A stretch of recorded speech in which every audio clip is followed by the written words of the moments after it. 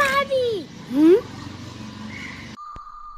কি কি কি এখন রোজা রাখতে হয় জানো না?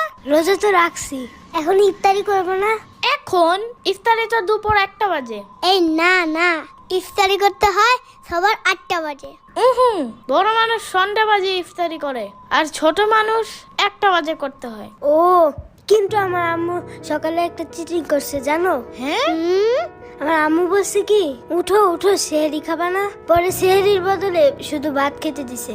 এই কারণে ওইটাই তো সে আরি সিহারি। সত্যি? হ্যাঁ হ্যাঁ, ওইটাই তো বললাম আমি। আরিতে কলা দিয়ে মাছ খাইছি, অনেক মজা। কিন্তু ইফতারি তো আলাদাই, তো ভাত সেহরি হয় কেমনে? এমনে অমনে হেমনে। মেন কথা হইলো তুমি রোজা রাখতেছো না, বুঝছো?